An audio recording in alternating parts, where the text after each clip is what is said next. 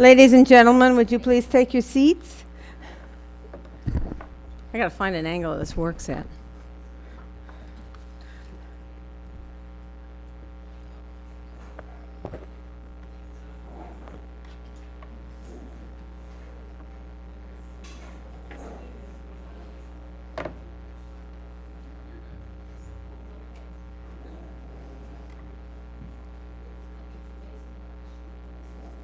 Okay. Good evening, ladies and gentlemen and candidates.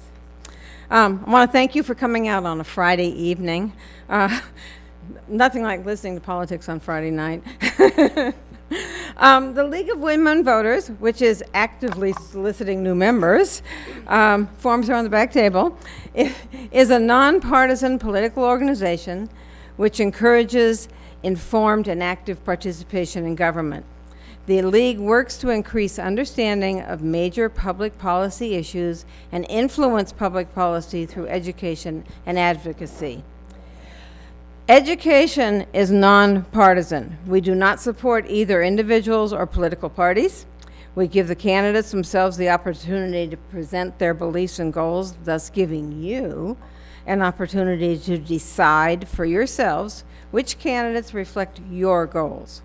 Our advocacy efforts are a political effort based upon local, state, and national research and debate on issues such as the state propositions, 1 through 48, and local propositions such as K, M, N, and O. This evening is an educational activity. Our goal is to inform you, the voters of the city of Placerville, about the candidates running for your city council. We've made available to you 3x5 cards on which to write questions that you have about the administration of the city and the candidates' views on the many challenges facing the city. The candidates have drawn to see the order in which the questions which you submit will be answered. If candidate 2 gets question number whatever, then the next candidate to answer a question, on the next question will be candidate 3. And we'll go round robin that way so that nobody is always the first person or the last person to answer a question. The candidates will have 2.5 minutes to answer the question. Your questions should be directed to all of the candidates, not just a single person, and focused on their understanding of the ability to provide direction for the city of Placerville. Personal questions are not appropriate. If you have questions of that nature, please hold them to ask the candidates after the forum.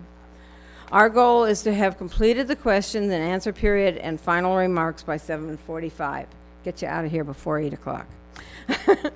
I'm Kathy McCoy. I'm a member of the League of Women Voters of El Dorado County, and I'm assisted this evening by Elaine Lyman as our timekeeper, John McCoy, who will sort the cards. And if any are inappropriate, he'll just put them to the side. Ellen Yevdokimov, who greeted you at the door and is giving out the cards, and Bev Van Meurs, wherever you went to, Bev. Oh, back there. If you have cards you want picked up with questions on them, please just hold them up and she'll come get them from you. If you want a card, just hold up your hand. She'll come and bring you a card and a pencil.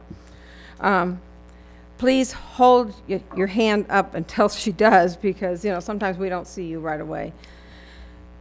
So what we are going to do is we are going to give the candidates each 2.5 minutes to introduce themselves to you. Now, remember, they are timed. Elaine has a stopwatch and timer cards, and when we tell the candidates to stop, we mean stop. And since they each have their own microphone, we don't have to pass a microphone to somebody else. We can go on to the next respondent. So the first person to speak this evening, giving us her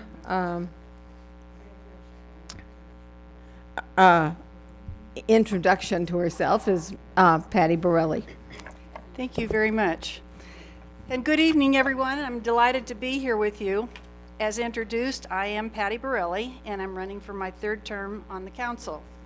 These past 2 terms have given me the experience necessary to keep guiding our city to a better future. The economic downturn we have experienced in the last few years has hindered our progress. However, while having to forfeit in some areas, with guidance from our staff and support from the community, we managed to stay on top of things. The future does appear to be getting brighter. I want to work towards improving our economy. Towards that goal, the city has established an economic development committee. I've cooperatively worked with other council members to improve our economic situation. I've been a frequent participant in meeting with the County Economic Development Commission. I also meet monthly with Sierra Economic Development Corporation. There are demands on the council members' times. I meet regularly as one of the council representatives and member of both the El Dorado County Transit and Transportation Commissions, both of which are so important to the planning and implementation of projects so vital to Placerville. I have participated in several Chamber of Commerce mission fact-finding trips to cities with like interests. It is my goal to find ways to provide for more and better jobs in our city. I am a firm believer in the importance of working cooperatively with our neighboring communities. It is of the utmost importance that we keep working to improve our decaying infrastructure. A lot has been done along these lines, but so much more is needed in order to increase the productivity of our valued city. We can work toward a better tomorrow, and I want to assist in making that happen. Thank you. Kirk, you are number 2, and I misplaced you. So do you mind waiting to the 4th slot, or do you want to go ahead now? I will wait. Okay, fine. Jennifer, then we'll hear from you next. Hi, everybody. I would just like to thank the Women's League of Voters for putting this forum on, and thank all of you for coming tonight. This is very exciting.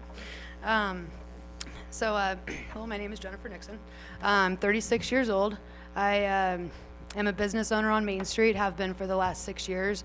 I've been the vice president of the Placerville Downtown Association for the last 3, and a business owner in Pollock Pines for just over a year.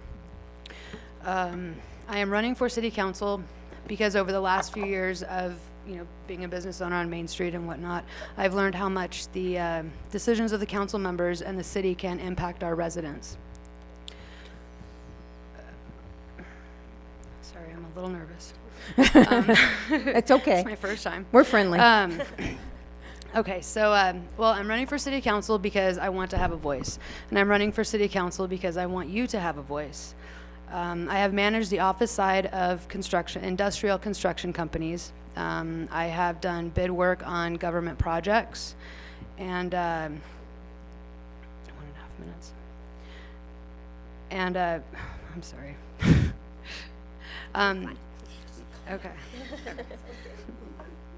And I negotiated with FEMA for their Tyvek suits for 9/11. I have experience, and I have the motivation, and I am here to work for you. Thank you. Ms. Thomas? Yes. Good evening. Thanks so much for sharing your Friday night with us, and to the League of Women Voters for once again hosting this forum. I'm Wendy Thomas, and it has been my absolute privilege to serve as mayor and council member to the city of Placerville these past 4 years. We've been asked what the duties of office are, and that's simple to answer. A council member is to supervise the administration of our city, to direct and set policy and laws, to serve as a liaison between the city and the people in it, and to ensure that our city is fiscally sound and that we meet the demands of today while planning for the needs of tomorrow. And yet it goes far beyond that, and this is where the rubber meets the road. A council member acts as a cohesive body of 5, bringing their insight and wisdom into the discussion while laying aside ego to make decisions that represent the greater good. A council member represents our entire community, and to do that, they are involved and seek out opinions and perspectives from the often silent majority that either doesn't know how to participate in local government or is afraid to do so. A council member listens to everyone, being willing to suspend their own ideas and recognizing that there is value in dissenting opinions. And a council member isn't afraid to collaborate and compromise when the public's interest is served. As for what I bring to the table, I've done all the above, and you've had a chance to see me in action. My platform will continue to be common sense, no-nonsense leadership that works to nurture common ground whenever possible. And here are a few examples. I led the council action to pull the Clay Street Cedar Ravine roundabout option because of lack of broad-based community support. I've helped open up lines of communication with the county in monthly meetings. I've been an active participant in the issue of homelessness, helping local government work collaboratively with the nonprofit and the faith community to address this challenge effectively, and we are in the middle of this process. I helped inspire our community to win the Paint What Matters contest and worked with our downtown association and volunteers to make it happen. Mainly, I dedicate myself to what will build our community authentically and ensure her long-term vitality and success. Mr. Smith? Thank you, Kirk Smith. I grew up in this town. I lived here for a long time, as many of my family members. So it's like all of us, we love this town, we want to serve it. So as to what we do here and what the council is all about, I believe in this simple notion that this is a government of, by, and for the people. You're all part of the government. And what we do, if elected as representatives for you, is to be just that. Your elected representatives to serve your interests. One of the things I found as I knocked on doors all over this town, meeting many of you door to door, is that I often hear the name Carl Borelli, who's famous for calling up people almost every week and telling them what's on your mind, what are you concerned with, one issue or another. And if he found that people had views that were different from his own, he would defer to those views. And that's what I think a representative on the council is all about, to be your representative. One of the geniuses of a committee, of any kind of group, is that you bring to bear many different kinds of experiences. And you work, as was said by a colleague, in a collaborative fashion. You share ideas. It doesn't mean you're always going to be in agreement, but you bring to bear that exchange of ideas. My reason in running, frankly, is because all too often the city has appeared to be at war with the voters over such things as the roundabout for 8 years, trying to push a program that we don't need, don't want, and can't afford. And I've seen that happen with such things as selling the old city hall. We had a blue ribbon committee. It was designed to look at options for what to do with it. Many suggestions were made, and then they all were ignored. Again, I'd like to see that the views of the people are taken into account, and that's really important. One of the things I've learned in business, which I've been a part of all my life, is that you have to live within your means. It's something that each and every one of you do in your households. You don't spend more than you have. And I think it's a very quaint notion, and a good one, that government should be the same way. The idea of adding more taxes for another 10 years without specifically designating what it's going to be for, like to make sure it's actually used for the purpose of improving our badly neglected infrastructure. So I would recommend a 5-year increase coupled with fiscal restraint, but that's not been the case. And I heard many merchants come in and speak in this very room about that subject. So I think that we need to have those assurances that the tax money is going to be paid for the purposes that we need. And that can be done if it's designated for a specific purpose. That's why I'm running, to be your representative, not to represent some other interests. So thank you so much. That was a definite stop, wasn't it? It worked for me. Are you okay, Elaine?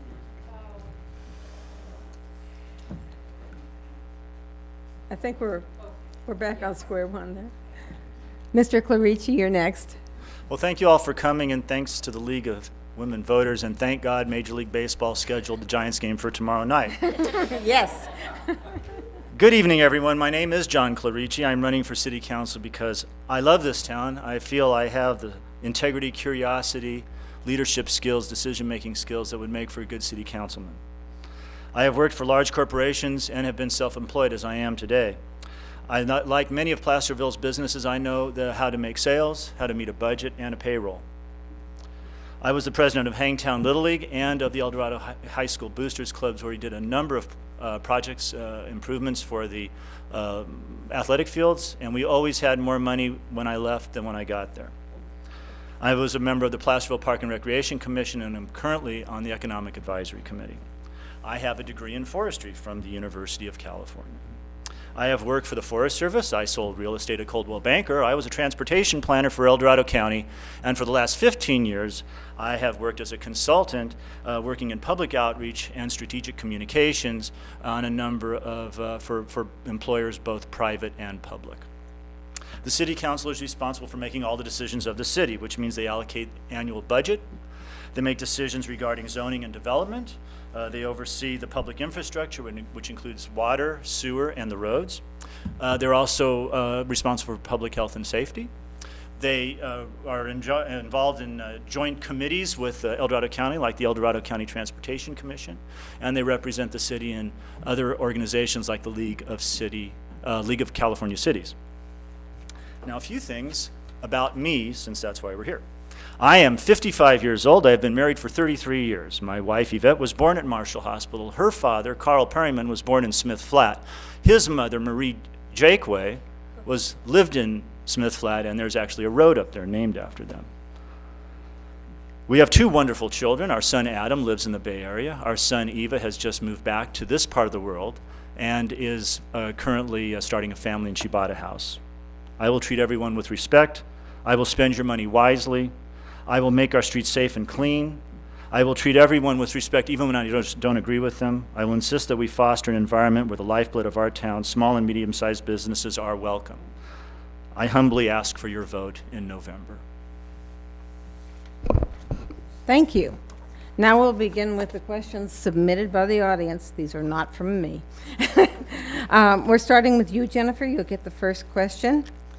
And it is, what would you like to accomplish in the next 4 years that would make Placerville a better place to live 20 years from now? That's a good question. Well, I would like to bring in more business, small businesses, like myself, like a lot of you all have out here. Perhaps work with the city to bring in a business incentive program to encourage people to open more businesses, which will in turn create more jobs, which will in turn create more revenue. And I would like to, get our streets fixed. Perhaps work with the Boys and Girls Club to create some more youth programs. Let's see, what else would I like to do? I would like to bring in more people from out of town, such as the tourists, promote our history.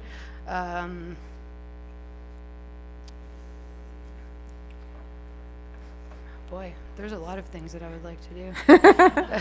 They don't have to be big. Okay.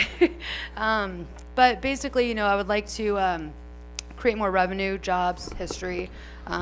Children are our future. I think that we should take a look at that. Right now, there isn't really too many things that our children can do. They're kind of just hanging out, doing undesirable things sometimes. Yeah, that's pretty much it. Okay, thank you. Wendy? Oh, thank you. Number one, we've got to fix our roads. They're in dire straits. We're about $17 million in deficit in the condition of our pavement, and that has got to be our number one priority moving forward. One of the other things I would do is look forward to addressing an exciting, vibrant repurpose of the courthouse. The administration of the courts is moving the El Dorado County Courthouse to another location, and we have fought to keep that in Placerville, which was really important. They were considering another location, and it's vital that the new court stays in Placerville, and we've done that. So I look forward to these next 4 years having the community come together to repurpose a vibrant use for the courthouse that continues to be an asset to our downtown culture. That's really important. We also have an absolute opportunity to look at that whole corner holistically, from Old City Hall to the DA's office, and create something really vibrant and exciting that draws people off the freeway into our downtown district. So I look forward to seeing what the possibilities of that are.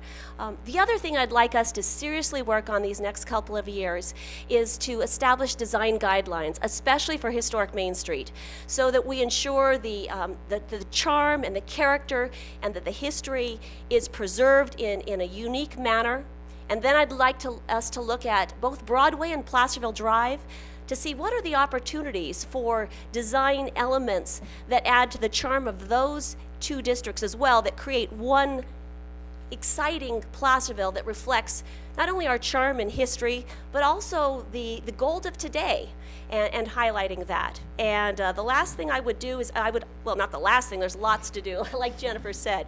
I also like us to continue highlighting our outdoor recreation opportunities. Our Park and Recs department has done such a great job working with expanding our trails, which is a very exciting element to Placerville, and it builds a tourist base for our outdoor recreation to come and enjoy our outdoor amenities, and I'd like us to continue with that. So there's a lot to do, and there's a lot of exciting opportunities, and I'd like to continue being a part of moving that forward. Kirk? I see the future in two parts. One is preserving our history, defending it. That's very much a part of our cultural value, but it's also part of our economic value. That's one component.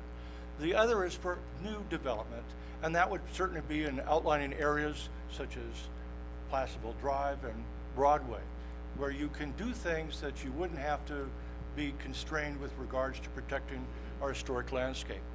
You know, just down the street, I hope you've visited recently our wonderful city museum, and they have this great map of the world as well as on the other side of the United States. They have dots all over the world from people who visit here, coming because we're the seat of the largest migration in the history of the world. People come here for what's old, not what's new. So I don't want to see it turned into another Rancho Cordova, some kind of modernized Folsom business, because that's not why people come here. The last time I was there at the museum, a family from Czechoslovakia came by. And what do they want? A postcard of the dummy hanging on the building down the street. So that sells. At the same time, we have to work for other kinds of development that's appropriately going to be in areas like Placerville Drive and Broadway. So those are the kind of development areas where we can search for it. I would be much more encouraged about a committee that addressed the needs of the courthouse if it had been done more than 1 month before an election, because it's been talked about for several years. What are you going to do if it closes? I want to represent the people of this town. I believe that if the city council passed a resolution saying, we want that courthouse to stay here, I'm believing that the state and county government would certainly not ignore us, but I haven't seen that done. I haven't seen that advocacy, and that's what I would provide, because I want to be your representative, because that's vital. If you close that courthouse, Main Street's going to be a ghost town. They're not capitalized to sustain losses of 5 to 15% of their business that comes from that building just down the street. It's part of our heritage. So that's something worth defending, and it's worth you being involved in that process, where we have fair, open hearings where we look at the facts and defend our interests in this town, not some past and former members of the Board of Supervisors or politicians in Sacramento. So thank you so much. Thank you. John? First and foremost, I think what I'd like to do is get a couple of concepts out there. One is that Placerville is more than just Main Street. And Main Street is the heart and soul of this community. It is the reason why people come here for the most part.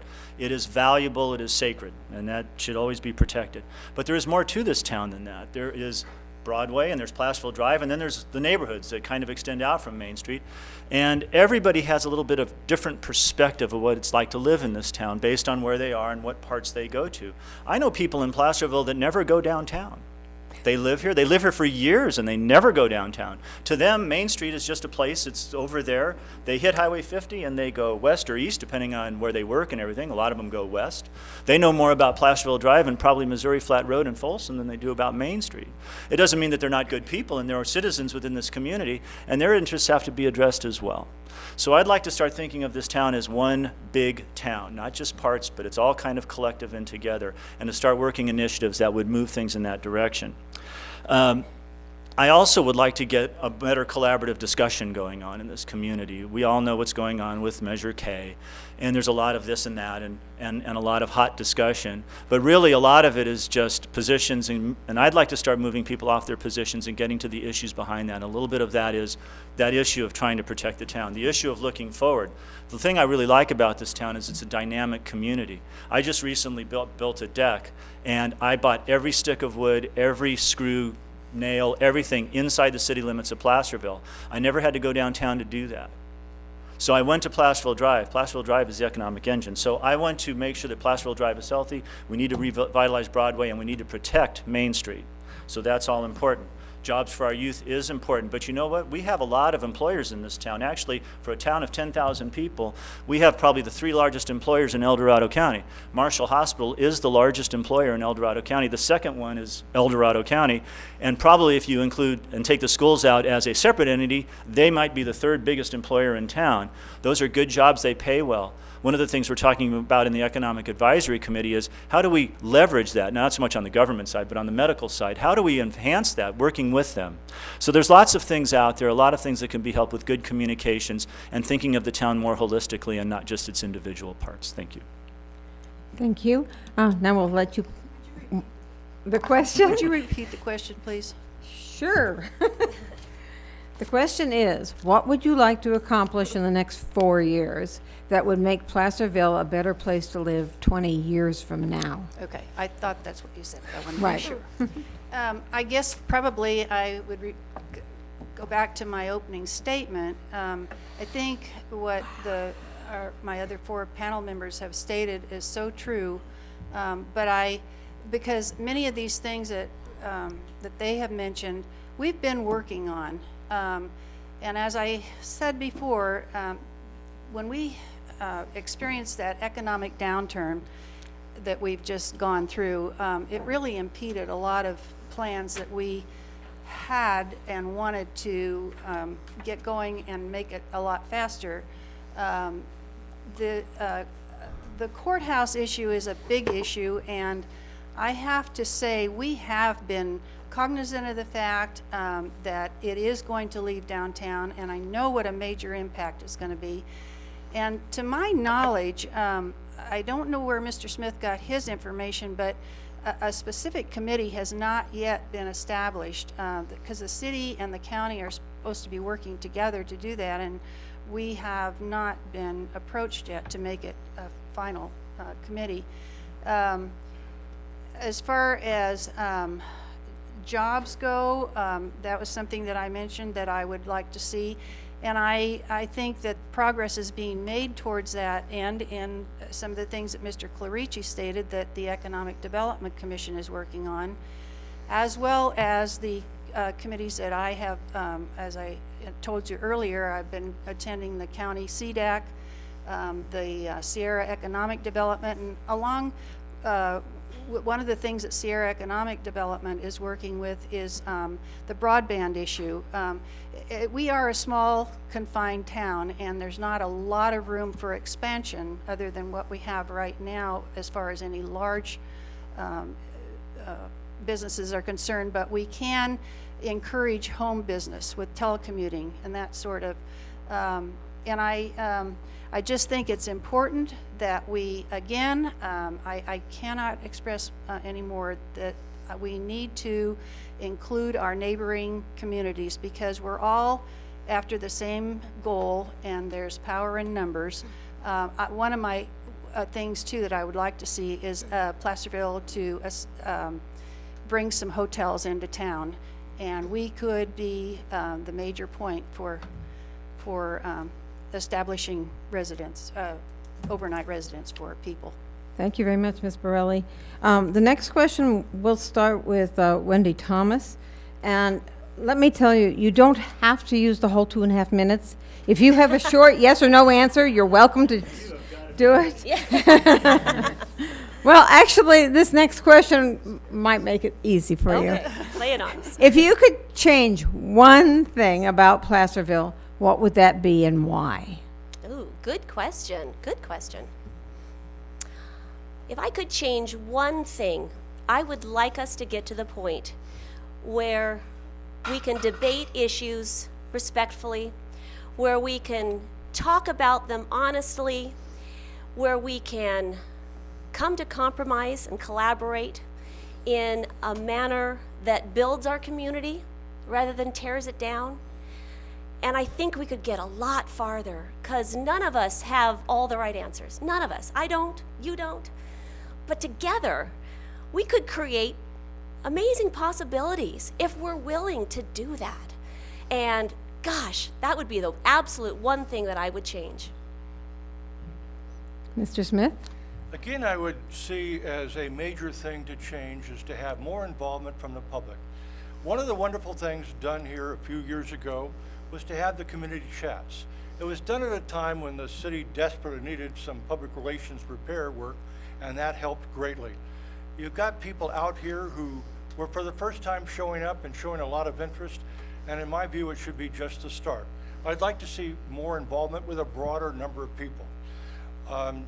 As Patty knows, I was here the night that the proposal came about for having a committee to work with the Board of Supervisors and some of their members on the replacement proposed for the courthouse. My difference of view is I want to represent you, and I would want to have hearings where we decided what we wanted and whether it came to keeping that courthouse. I'm not ready to give in on that because, again, I want to represent the people of this community. So working in a collaborative fashion, working to seek compromise doesn't mean you have to give up on principles, but hopefully pursue some things that are of common good. That's one of the things I'd mention. When Mr. Carici, John, points out that there are people who don't come to town, I think one of the reasons is because, as I see it, we're in bad need of parking. It's desperately needed downtown. So it's not surprising that people are not going to come here when they have to compete for very few parking spaces during the shopping season. So that's one of the reasons I proposed with Wendy, who I think has great sales skills, several months ago about a proposal for increased parking downtown on Reservoir Street. Because I think that this is the kind of project that would help make Main Street very vital and prompt people to come in from outside, because the town has so much charm. There are places that you can find in these shops, service and products that you're not going to find elsewhere. Certainly no box store around. Thank you very much. That's what I want to see. John?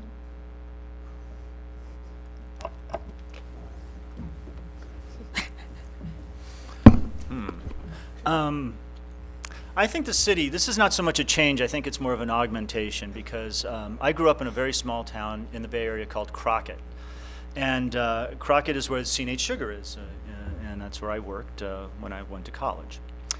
And the thing in Crockett was the people there were always kind of waiting. They were like one of those cargo cults. They were waiting for somebody to drop something on them. There was always a shot in the arm. And then whenever anything got developed, it was always kind of done very poorly and very shoddily, because they thought that would, if they didn't make that developer or that person do something really nice in their community, that would be the last one that would ever come into town, and they would never, ever, ever, ever get that ever again.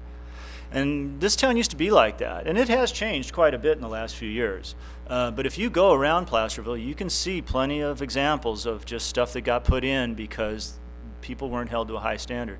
I like the Home Depot, mostly because I live there, but also because that was a project where the city council laid down and said, no, you're not going to give us plan number XJ/12 standard Home Depot, however many 100,000 square feet or whatever it is.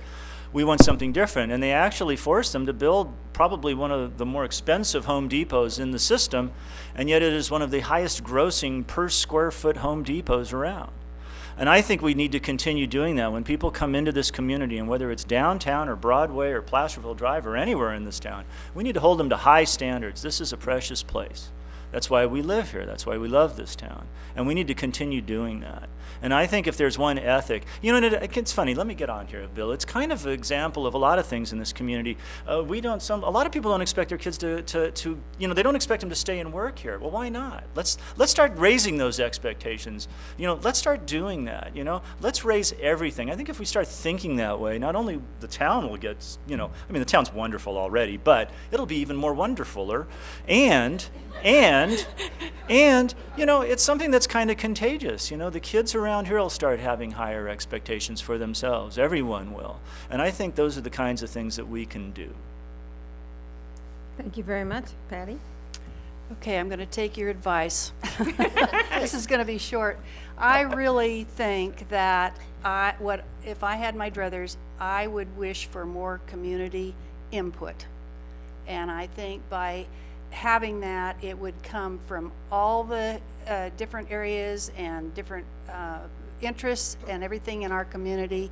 And I think that then we could discuss and review and make decisions, but like I say, from all areas. Thank you. Thank you. Jennifer? Well, you know, I've been thinking about the question while everybody else has been answering, and I'm not sure that I would change anything. I would rather build upon and mold certain aspects. This town is wonderful. I love this town. The location, the residents, the community togetherness, if you will.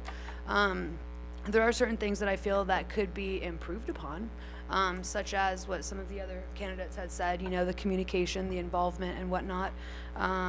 You know, I think that Placerville Drive and Broadway could be improved upon, and just kind of fluffed up a little bit, if you will.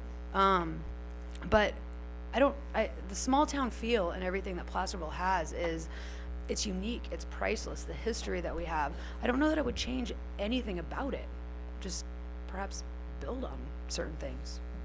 Okay, thank you. Okay. Mr. Clarici, you're going to be first. I don't. No, you're correct. It's Mr. Smith's turn. I'm going to take 3 questions and combine them into one because they're all. Do I get all 3 or? do I get my Yes, pick? you all get all 3. Basically, what is your position on the city's participation in SACOG, the Sacramento Area Council of Governments, and the push for high-density housing wrapped around transit hubs? My preference is, again, to focus on the needs of this community, not necessarily Sacramento and the Bay Area and things of that kind. So the kind of participation should be for us to maintain our independence, to work collaborative to the extent that we can, but certainly not to give up our values and our needs in this community. So that's what I would put first, is the needs of Placerville. Okay, John? Okay. That's an interesting question. I know there's this sort of notion that somehow there's this creeping sort of thing that's going to make everybody want to ride a bus and live in apartments and stuff like that. And you know, actually, we have a lot of transit. I mean, we don't have transit-oriented development, but we have a lot of transit activity. You know, I don't know how many buses go to Sacramento full, commuter buses full every day. Now, if you're asking me, and a lot of that, you know, working with SACOG and working with the local transit district and the El Dorado County Transportation Commission and El Dorado County, everybody working collaborative, sort of like what Patty said, makes that happen. The funds that come to us, they don't come to us directly through SACOG, but they come to us through those kinds of avenues. So, you know, I understand the notion of the sort of the big regional government and the sort of specter that can have, but actually participation in SACOG is quite beneficial to this community. It allows for access to funds. It allows access to all sorts of resources that, quite honestly, Placerville would not be able to have or maintain on their own. Now, it's true we need to maintain our autonomy, and there is a certain Western spirit up here. But you know, most of the people that I've been familiar with that have been on this, that have been representatives of SACOG, have always been pretty good about pushing back when things got just a little too, you know, Francie out there. And I think that would be maintained. You know, the reality of transit development in a place like Placerville is that it's going to be very, very limited. There's not going to be any rampaging transit thing. The transit system is fairly well defined, and even if you look at the long-term plans, you know, there's adding a thing here and a thing there. But in terms of actually sort of wholesale changes to our community through some sort of transit-oriented development is not going to happen anytime probably up here, just because of the densities and the cost of doing it. And once again, you know, SACOG should be looked at suspiciously like all large regional entities, but there's a lot there to be had, and there's a lot of good benefits to be had from participating with them actively and not just passively. Thank you. Patty? I tend to agree with a lot of what John just said. I think that SACOG is a governing body that establishes policy for how we operate, but I just don't disagree that I don't agree that they're trying to take over the world, our areas and whatnot, and I think that that they are beneficial in many ways, and we they've been established as the policy setting agency, and I think that we have to work cooperatively with them. We are confined. Our area is very small, and I don't see us having to adhere to the village style and everything. One thing, though, that has been recommended is having mixed use in apartments over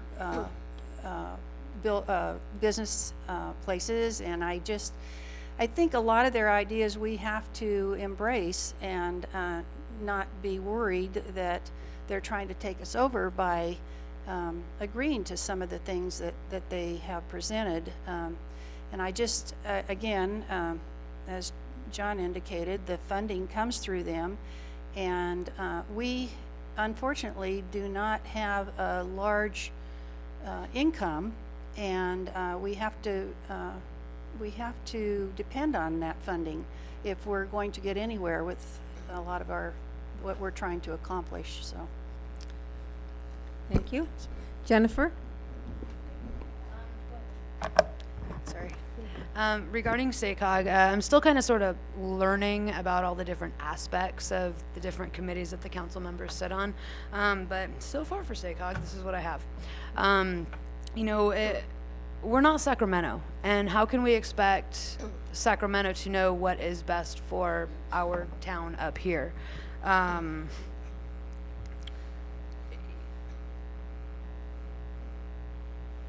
It's my understanding that we receive funding whether we're a member of SACOG or not, and that our membership is voluntary.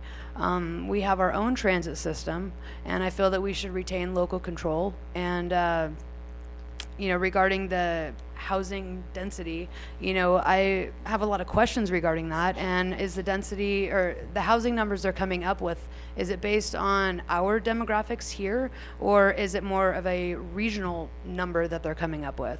So, I would welcome any discussion to, further understand what SACOG is all about.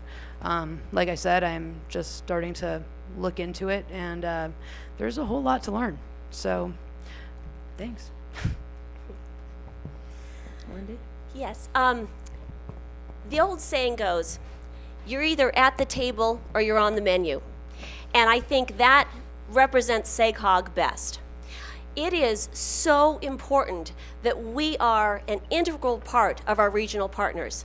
Participation as SACOG is absolutely vital because, as Jennifer said, they don't know about who we are and what's important to us and our residents and our way of life if we're not a part of the discussion.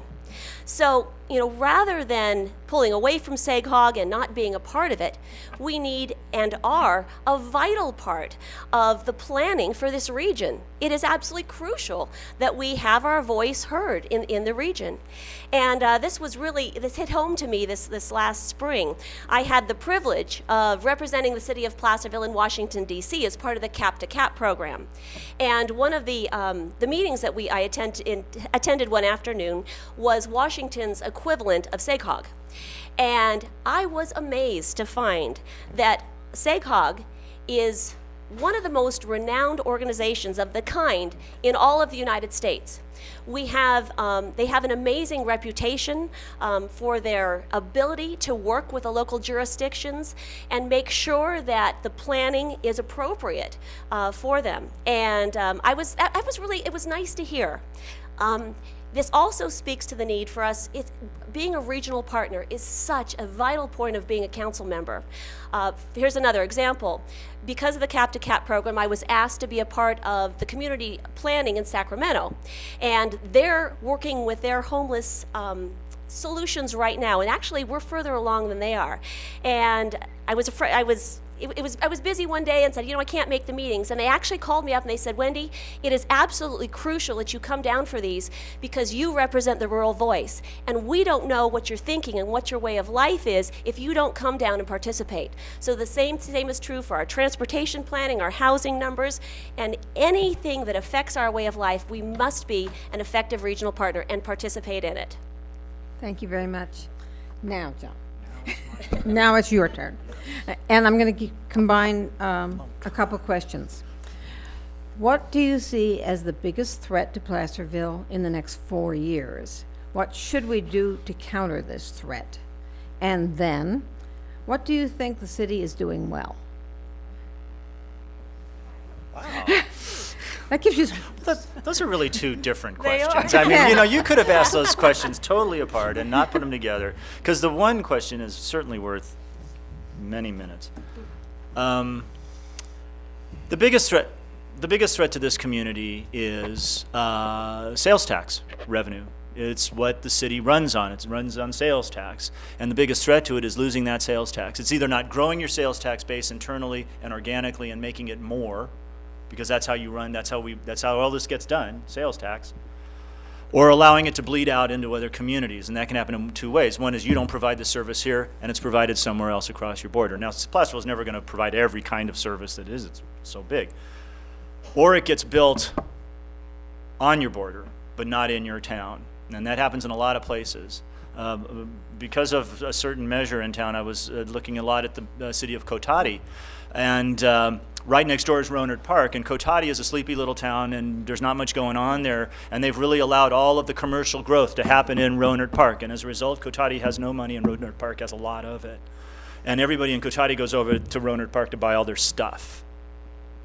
And that's a real threat to this community. We have to make sure that we're vigilant in that. And that's not going to mean that you're going to make sure every store gets built here, because there are going to be some stores that are built out there that you don't want here. But you'd better be darned well making sure that you are planning for it. And some of that could be negotiations with the county. Lots of communities now are starting to join together. I think Patty mentioned this earlier. They're starting to work together and not so much have these boundary line issues where they can actually start to share resources and share things like sales tax and whatnot, because they know that if you just draw from one to the other, that's not really a benefit to the whole area.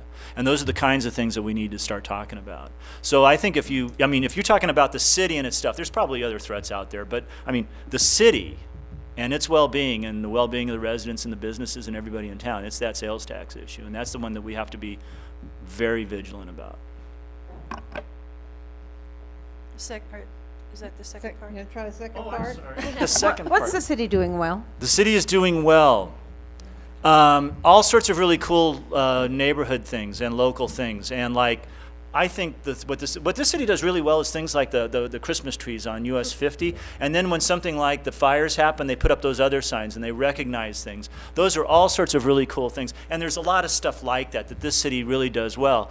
And it's kind of sad when you see something like Measure K come up that's dividing everybody, because at its heart, the city is more collaborative than it isn't. And so I think that's it, and I used up all my time on the other. It should have been 2 questions. We'll never get through them all if we keep them all individual. I'm here for the duration. Oh, good. I can talk. Ask some people out there. I talk. Patty. I have to say that I also feel as though the biggest threat is maybe losing the possibility of economic development, and I think it's something that we just really, really have to work on. I've already talked about it in my opening statement. I can't address it in a more firm way as to say that we really need to concentrate on that and figure out ways to increase our sales tax. I've said it before, we live and die by sales tax. Many people think that they're paying, that property taxes, is another source of income. It isn't, because the majority of our property taxes go to pay for our fire department. And we do get a small amount, but not as much as a lot of people would think. I think that I think the city is, what we do well is really trying to hang on to our hometown feeling and progress at the same time. But I do think that we have been very, very friendly toward all of our groups in Placerville. We participate in so many things like Wagon Train and all the different things that go, like the Christmas, our Christmas participation, and the city is just willing and able, and I think that we really do help create and keep that hometown effect. What was the second one?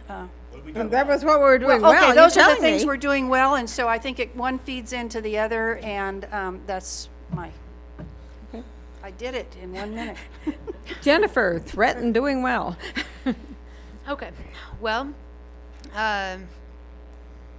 revenue would be, can you repeat the question one more time?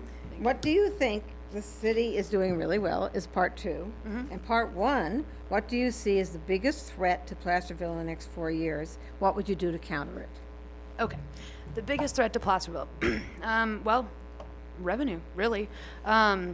We have, the main ways that the city of Placerville generates their revenue would be, or the main reason, let me start over.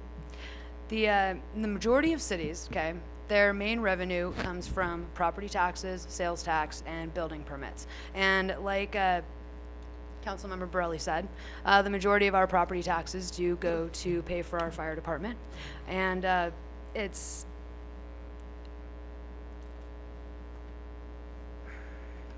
how do I put this? Without 100% of the revenue that we would normally generate, there is additional burdens being put onto the people, such as increasing sales tax, not being able to do some of the things that our city needs to do. Some of the businesses are going, out of business. The economy is just now starting to come back from the down spiral that happened a few years ago.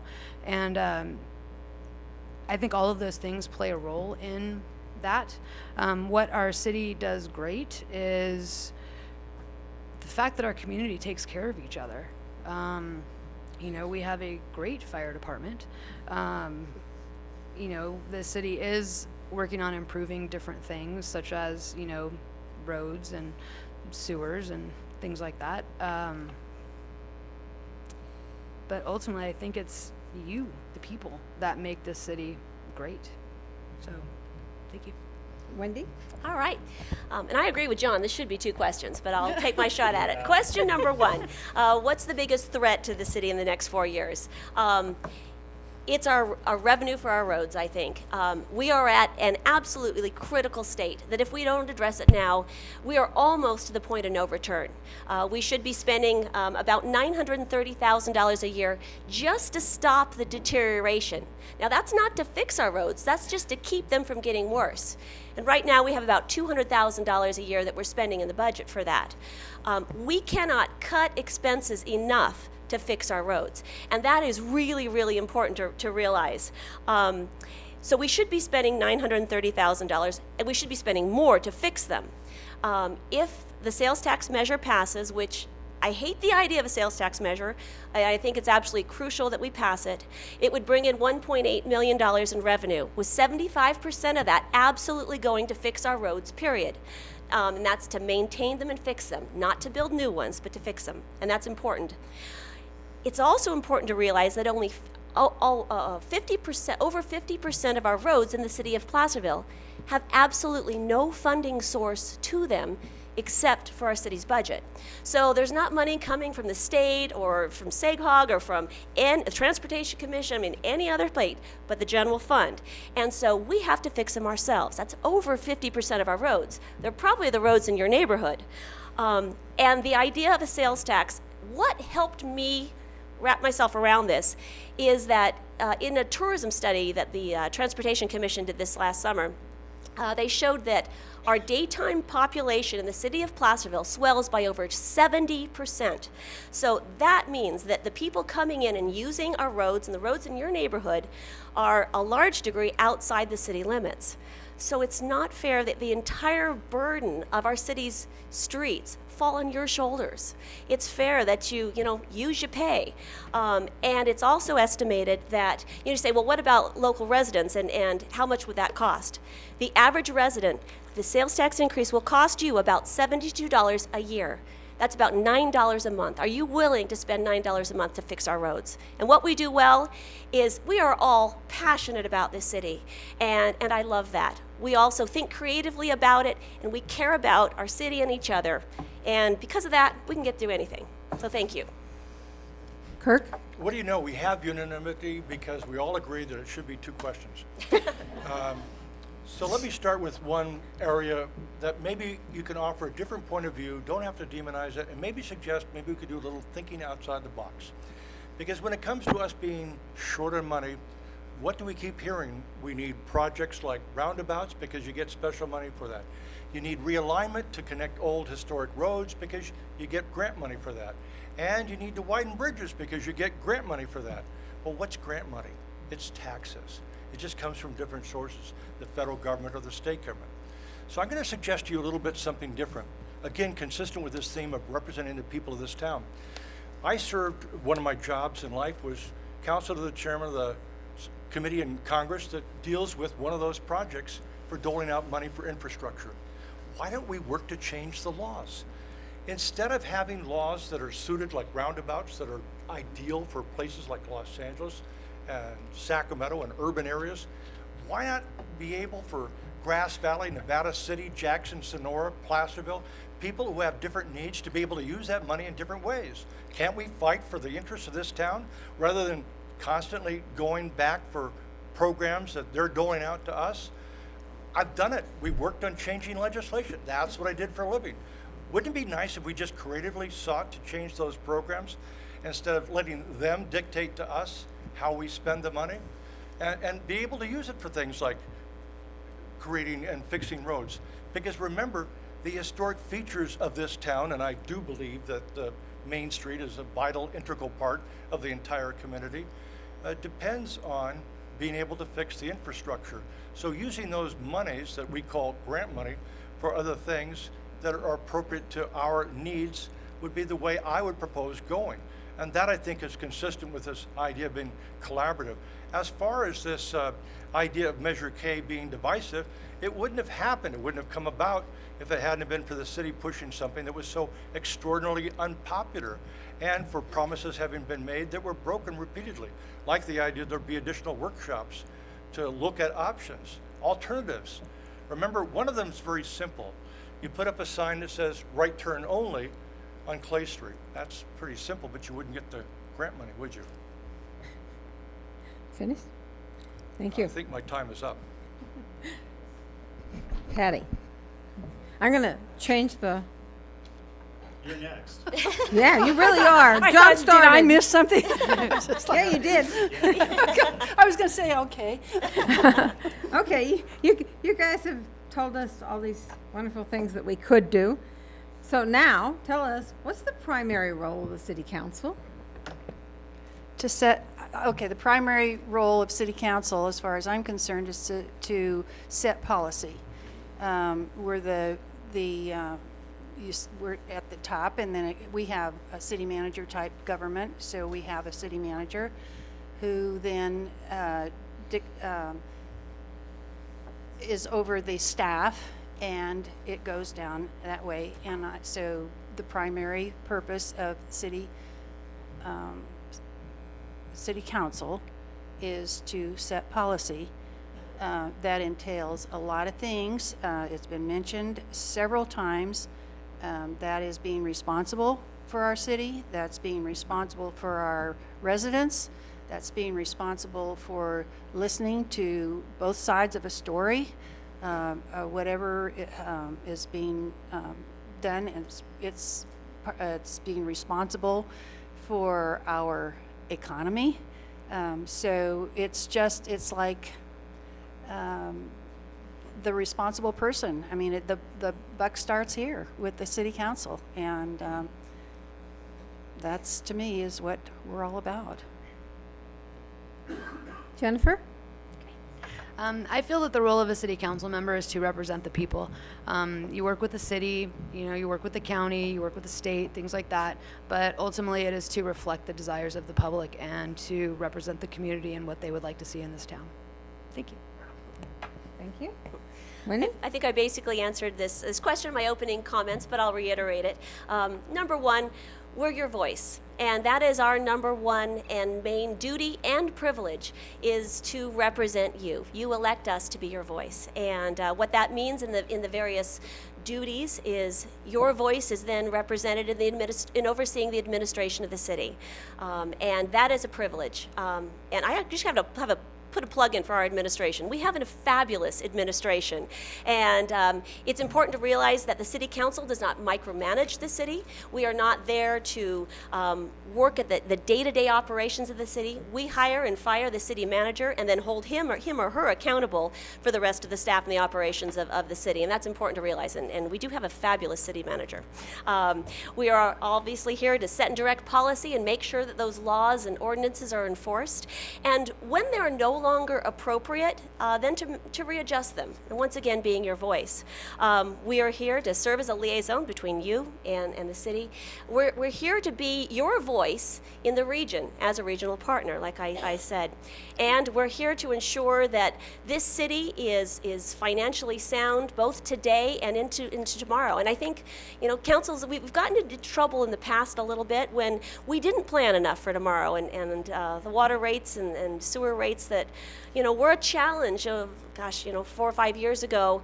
That was a result of us not planning for the future. And so it's really critical that we look into our roads and our infrastructure and our financial, the economic vitality of the city, and make sure that we're going to be here in another 150 years for our children and grandchildren. And so that's basically it. All right, Kirk? Let me be redundant and segue into what was previously a question about what's going right, and again commend Cleve, because when it comes to, you got a leak on Main Street, you give a call, and what do you know, within hours you've got people repairing it.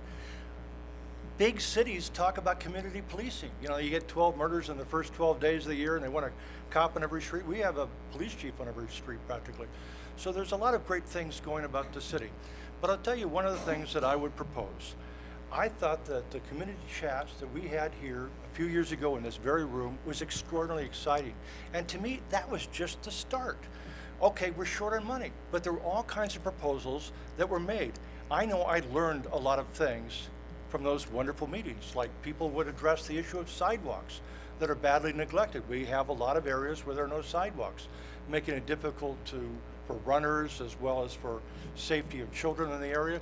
So there were a lot of areas where it could just start. I know someone suggested that there were a problem with sidewalks on Main Street not being clean, and somebody could just rent a steam cleaner, the high pressure kind of cleaner, and we'd come up with work crews, volunteers to do that. I got the idea that I was ready to do just that. So to me, the community chat idea was just a start. I'd love to see that go much farther, where people would be much more involved in doing kinds of things that we can get done, and, by the way, save money when we have those kind of volunteer efforts. So to me, that was just a start, and I'd like to see that pursued in the future, because if we're going to be people's representatives, let's be much more in touch and connected with the people. John? the city kind of has, in my mind, three functions, and some of them are actually laid out, and there's lots of laws and regulations and stuff, and they do. And basically, one of their responsibilities is to make sure that the day-to-day operation of the city happens. And as mentioned, they do that through a city manager, and then they have staff below that, and they provide guidance to the city manager on how they'd like to think things be done. Most of that is done, a lot of that is done through the budgeting process. So there's this sort of day-to-day and making sure that the streets are clean and making sure that there's policemen out there and making sure that the firemen are out there and making sure that the Park and Recreation Department, which is wonderful, by the way, is doing their thing. And so there's just those day-to-day nuts and bolts, keeping the lights on kind of thing in the city of Placerville. So that's one thing.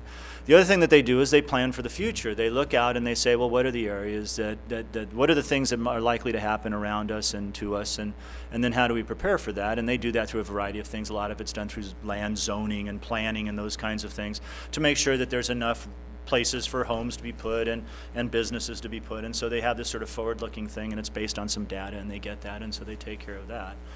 I think what a lot of people have talked about here, and one thing I do for a living, is this idea that the city council can also be a forum for conversation, and not just when people sit up here and make decisions, but also being more active in the community. And I think that is a role that that the city can and actually does. I mean, everybody that's on the city council now, you know, they're out in the community. It's a thankless job, and when you're out eating dinner, someone will come over and say, hey, how about that, and what about this, and there's a pothole over there, and there's a dog barking too loud, and they have to deal with those kinds of things. But I think too that that there is a real opportunity to start to coordinate around creating a space for people to have some comments and discussions about what's going on in town, and of course that requires information going out and then bringing information back in from the public. So to me, that's kind of the function of government. It's that thing, and I guess another things, the city council individuals can be inspirational. They can help lead. They can point a direction and say, I think this is an interesting thing. Why don't we go off and do that, and then gather some resources together to do that. And so those are all the kinds of functions that I see the city council having. Okay. Back to the downtown streets. I'm going to put these two together. What is your understanding of the infrastructure and how it's renewed and paid for? And would you increase public works staffing so that road repairs can occur? So do you understand that one? Can you repeat It's that weird. again? I was gonna Yeah, say- repeat that again, please. What is your understanding of how infrastructure is renewed and paid for? So how do you pay for, putting in new sewer lines and water lines or sidewalks and that sort of thing? And would you increase public works staffing so that these road repairs can occur? Jennifer, it's yours. Good luck. That's a tough one to go first on. Okay, so are we talking about the sewer system, or are we talking about roads? Roads in buildings? general, and they get torn up so that the sewer can be fixed. Just all infrastructure, sewer, water, Yeah. Right, it's infrastructure. everything. Okay. Well, I would imagine that our infrastructure is paid for through revenue, meaning sales tax, building permits, certain projects, we may get revenue through a grant.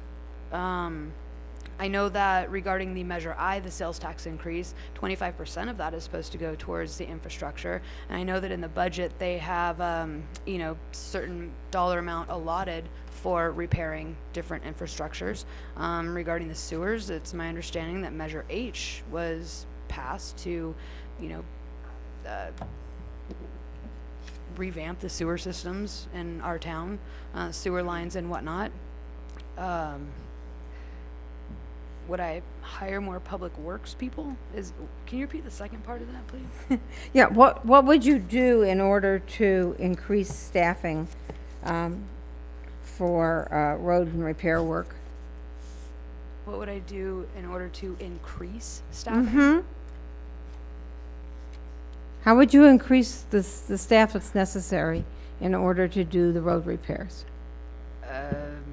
Well, I would imagine it would have to start with the budget and have the money for I didn't write it. wages built into the budget, and then I would imagine you would have to hire more people. Pretty much it, huh? Yeah. Thank you. Okay, that's a really tough question. Yeah. You're getting your money's worth tonight. All right. As a part of our operating budget, the Water Enterprise Fund equates to about 11% of our budget. The Sewer Enterprise Fund is about 33%, and Measure H equates to about 3% of our budget. And another shout out to Measure H. Our Measure H committee has done a heck of a job ensuring that the sales tax monies that you enacted are making tremendous improvements to our city and shoring up our infrastructure. And the Citizens Oversight Committee that was a part of that ballot measure is ensuring that your money is spent wisely, and they've done a heck of a job. As far as how I would increase the public works to ensure that our roads are fixed, I would pass Measure I to make sure that we have the revenue we need to do that, because I do not see any other way for that to happen. And if we want more boots on the ground and potholes fixed and pavement poured, Measure I is the way to go, because 75% of that will absolutely go to roads. And if the Citizens Oversight Committee that has worked so well with Measure H decides that 100% of that $1.8 million goes every year to fix our roads for 10 years, then we will have a whole different city for you to drive on and for the tourists to come. And those ladies out there that you're enjoying our restaurants at night, you won't twist your ankle around the bell tower if we pass Measure I and fix our streets. Try walking down there in heels, John. It's really tough. Yeah. Really hard. We've heard a lot of discussion about listening to the people. And I'd like to remind you about just that issue when it comes to Measure I. And to help illustrate a point, I want to give you three names. Alan Kimbellic, Mary Duffy, and David Fausel. Those people represent businesses that have been on Main Street for collectively more than 350 years.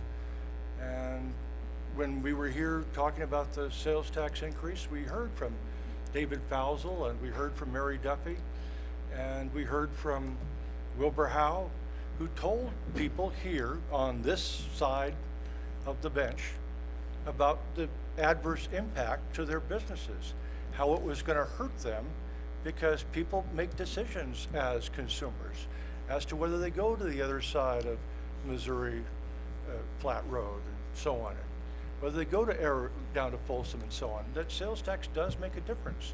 And Wilbur Howe made some very impressive points about the different kinds of sales tax rates that he has to use and how complicated that is. So I really didn't see the listening going on there. Likewise, when it comes to the Economic Development Committee, I didn't see that kind of balance in the way it was actually filled in, because although the structure was to have been balanced, you had people who were developers that go in under the category of being a homeowner, and so they're wearing multiple hats. But I didn't see the people who've been here on this community for a long time part of that kind of process.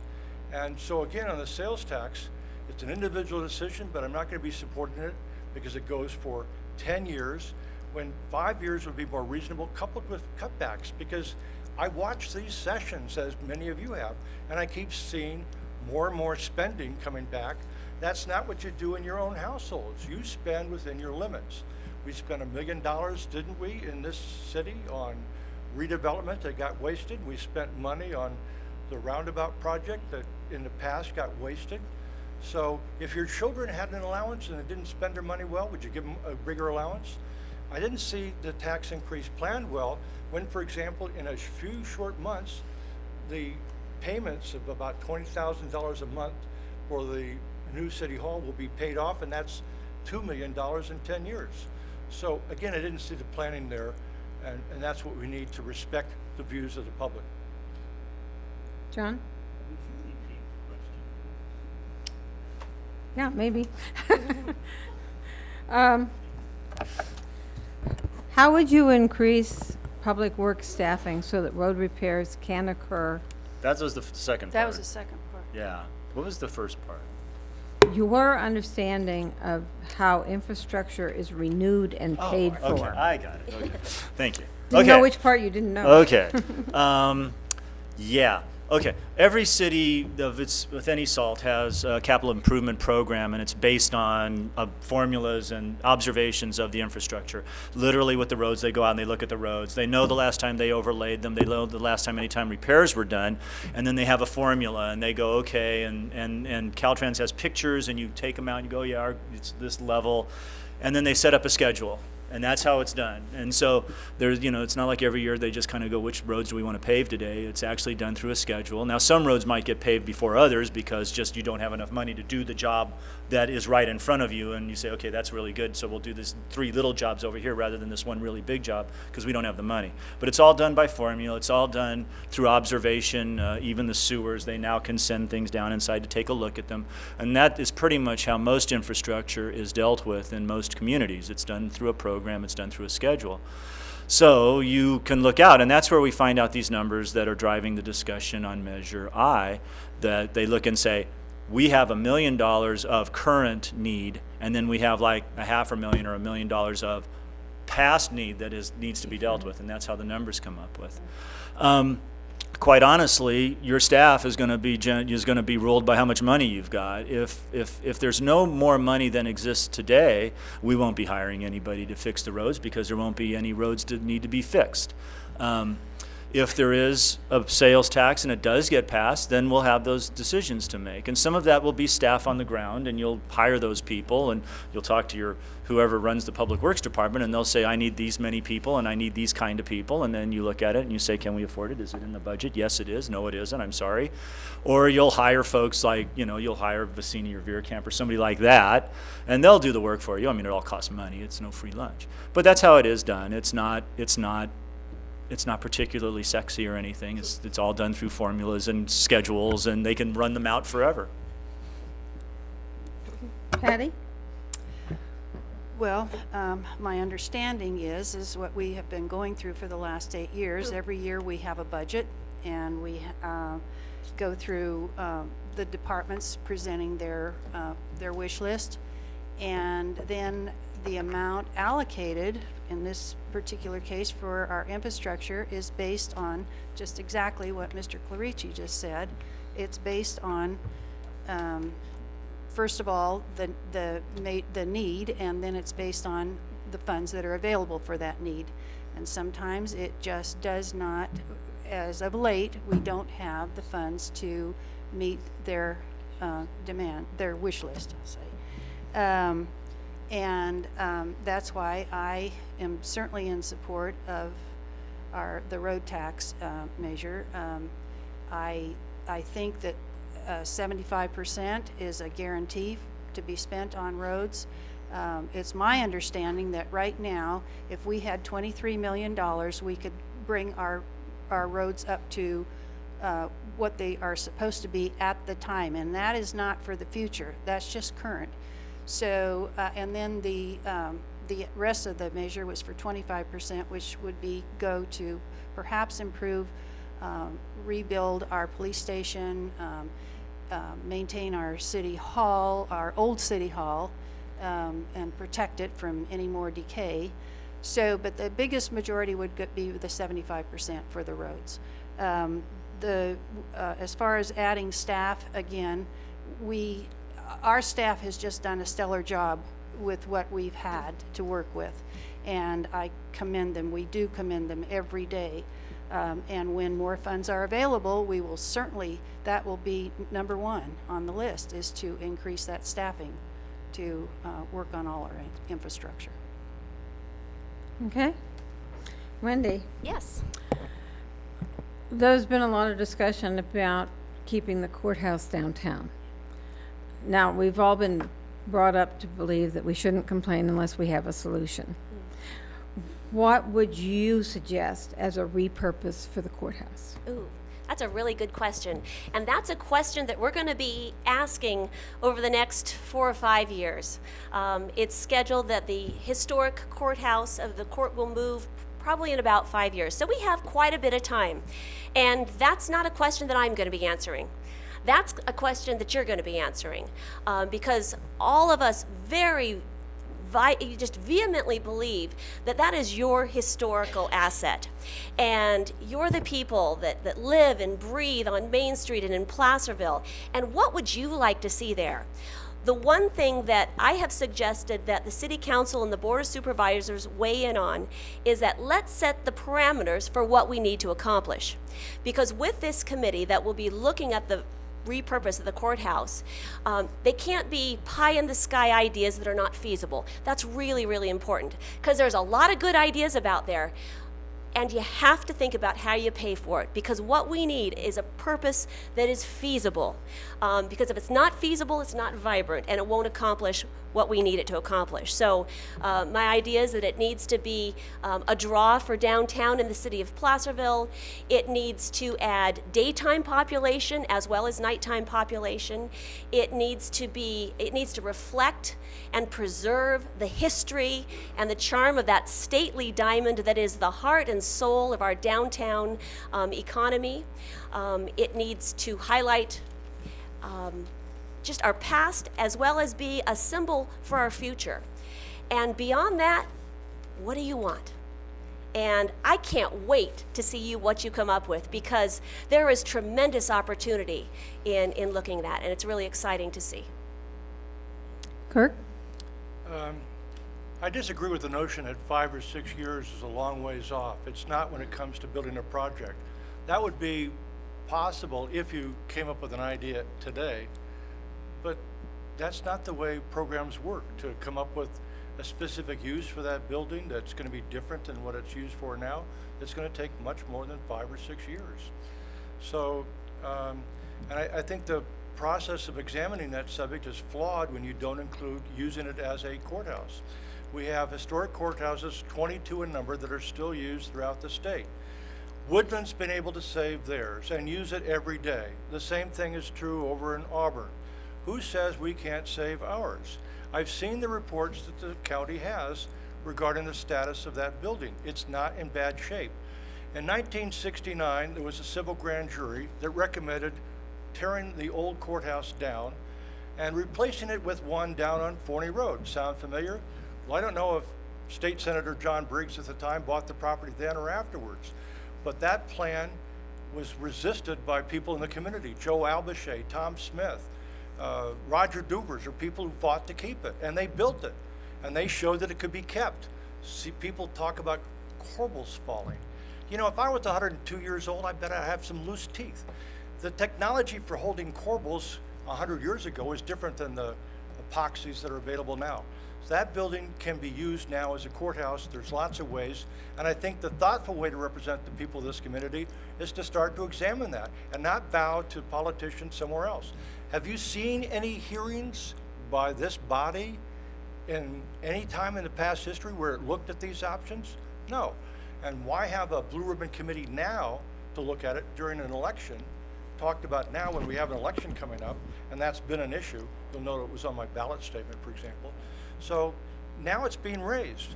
I think that you need to look at that, to look out how it could be used. After all, the city said just a few years ago they were ready to sign a demolition permit saying, quote, "There is no cultural or historical significance," close quote, in the historic Hangman's Tree building. Yep, the place where we got the nickname Hangtown. And what do you know? It's been saved. So all those prognostications from people on the advisory committee for historical features, they didn't seem quite correct. And I don't think those are correct when it comes to saying we can't save the city hall, county courthouse. Sean? Thank you. Well, there's a question about what I think we could do with it.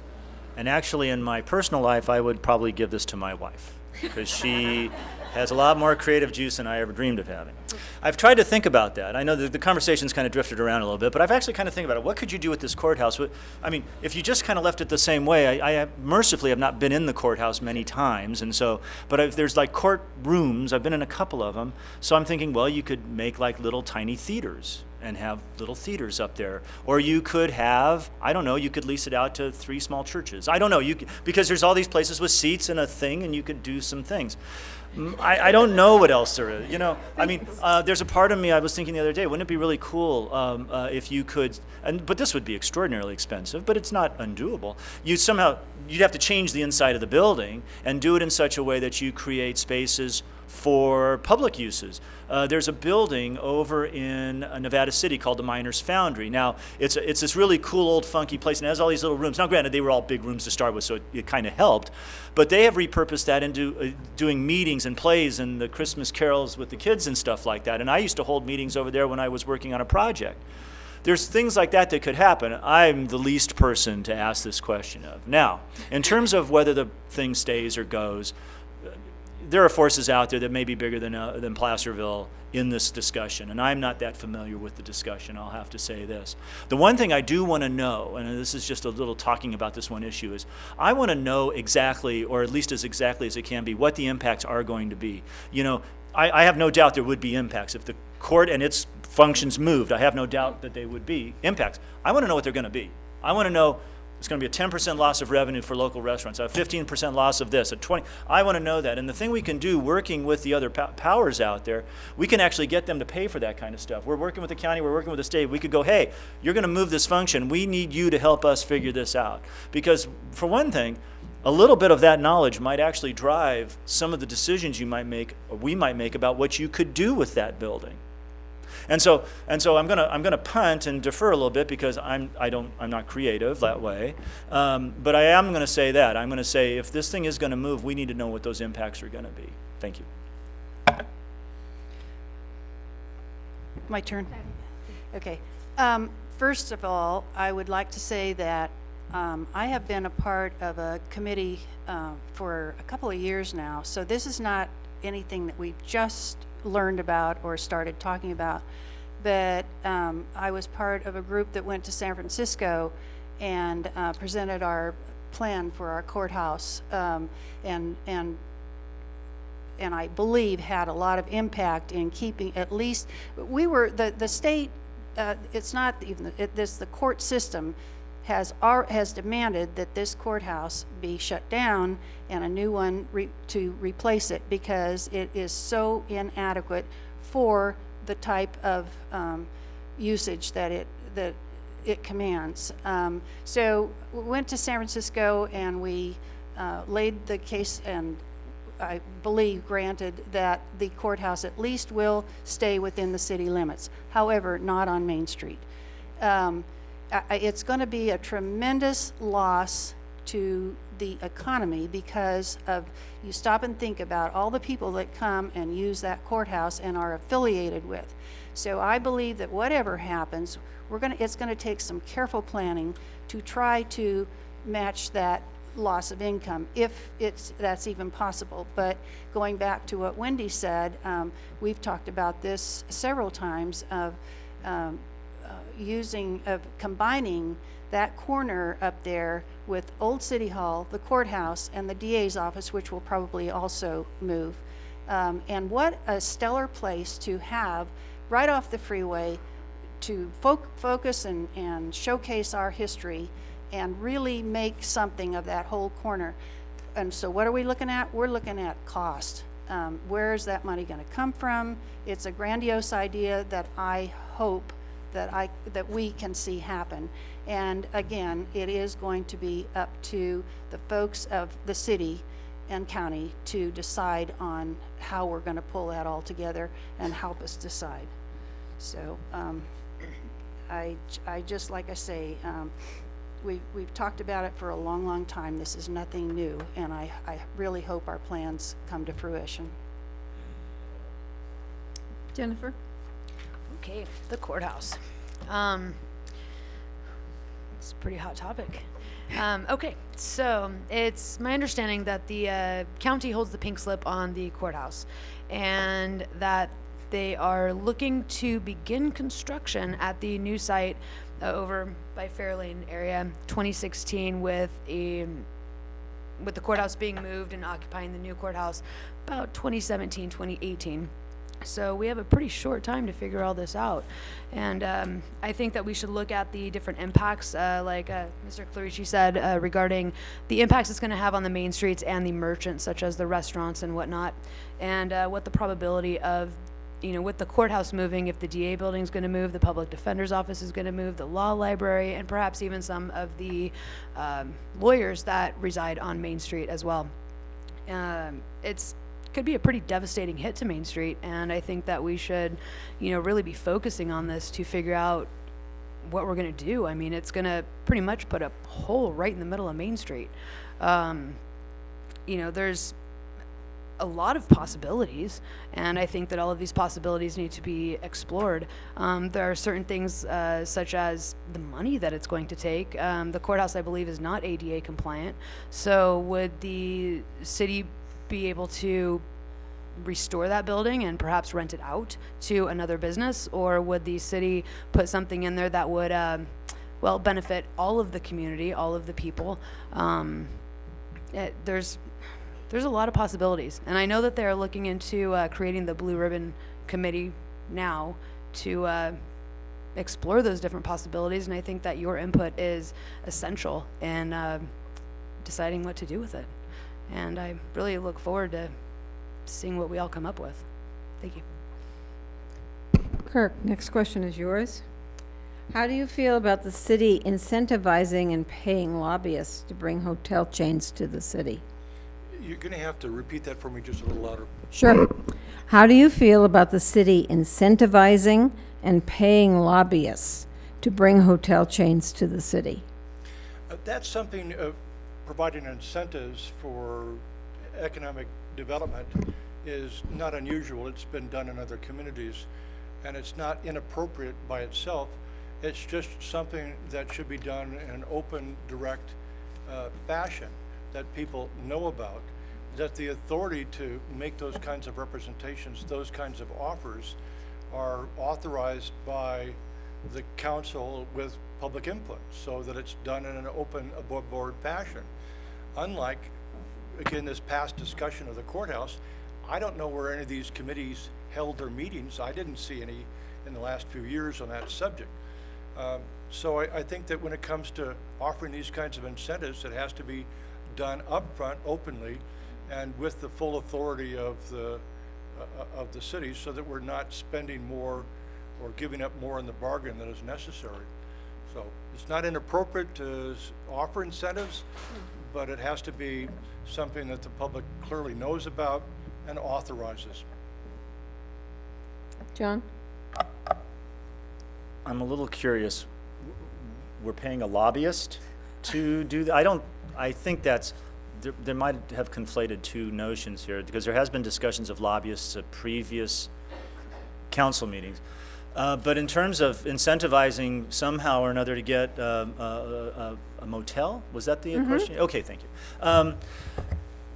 Yeah, sure. It's the American way. You pay somebody to go off and do something that you'd really, really like them to do. And I think we'd really, really like to get, for example, the one hotel site up there on Point View Drive occupied. Now it's just a big concrete slab with some pipes coming out of it.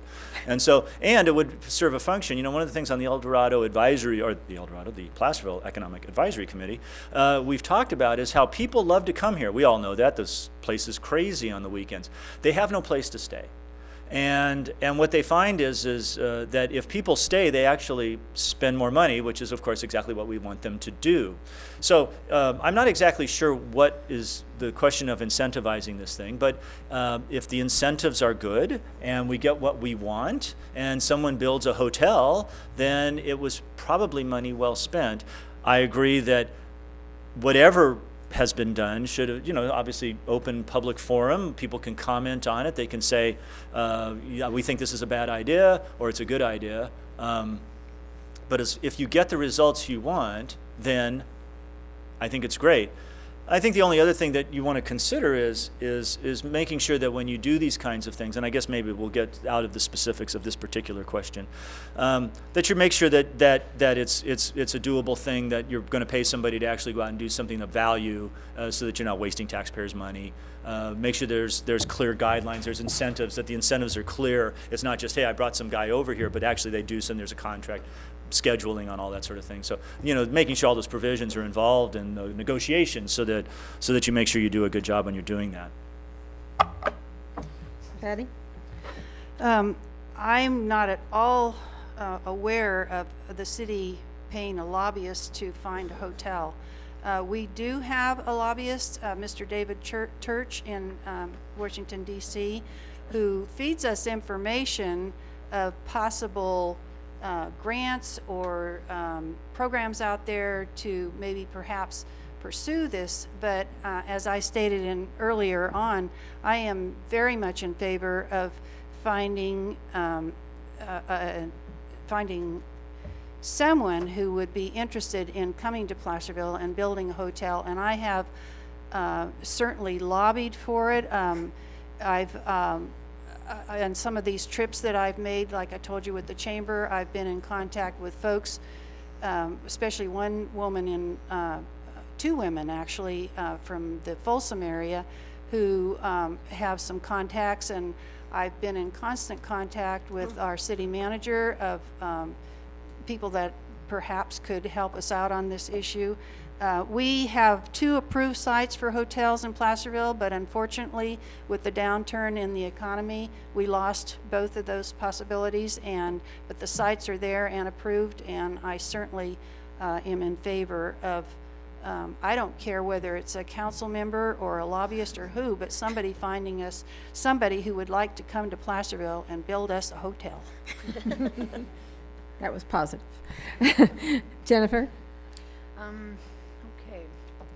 Well, I feel that if the city is going to propose incentives, that they should be kept local. We have, a couple of hotels, although they're not ideal. And I feel that some of those incentive programs possibly could go to refurbishing those hotels instead of bringing in, large corporations. Hotels do bring in tax dollars, and they do provide quite a bit of revenue to the cities that they reside in. However, I would rather see the incentive programs used in-house to help enrich the lives of our own community members and some of our businesses that do have, the hotels that are currently here, rather than seeking outside sourcing and bringing in large, huge hotels that really the corporations, all they care about is the bottom dollar. They don't care about Placerville. Wendy? All right. Well, the city is not in the hotel business. We don't develop hotels or stand at the desk and check people in. And I think that the city absolutely needs to look at being an active partner in economic development, because it's economic development that brings hotels to our community. I don't think it's a function of a lobbyist. A lobbyist affects policy and helps look for opportunities within the federal government system. And hotel development is much more a function of private enterprise. So to that effect, I think over the next 4 years, our city needs to be absolutely a vibrant partner in working with our Economic Development Advisory Committee that has done a heck of a job in developing, and you have done a heck of a job, developing an economic plan for the city of Placerville. And I know one of the crucial components is heads in beds and the ability for us to recruit tourists to this area. I think time and time again, especially in our tourist study, the number one reason why people are not coming to this area is there's no place to stay. So this is really a crucial need for our city and our county, because we are the gateway to Apple Hill and to the wineries, and that's the gold of today, as well as our outdoor recreation, our rivers. We're at the gateway to the National Forest, and there's no place to stay. So rather than a lobbyist, I think just really strengthening our economic development opportunities that makes us attractive to hotel chains will be vital to our success. Another idea I know that we've talked about with city administration is perhaps representing our city at trade shows across the United States, commercial trade shows. I know they have big ones in Vegas. And I know our city manager has done this with the city of Patterson. And that might be a unique opportunity, because if we don't toot our own horn, no one else will. So let's go to where the commercial development is and sell them on what we have to offer, and they can help get people to our area to shop in our stores and to enjoy our amenities. Very good. John, you get the last question. This will be the last question for the night. After this, we'll have summary remarks by the candidates, 1.5 minutes each, and then we will recess. And so, I saved this for you. The best for last. Okay, have Are at it. you for or against Measure K? Measure K. If you are for Measure K, do you think governing by ballot is effective? This is your government question for the night. Wow. Okay.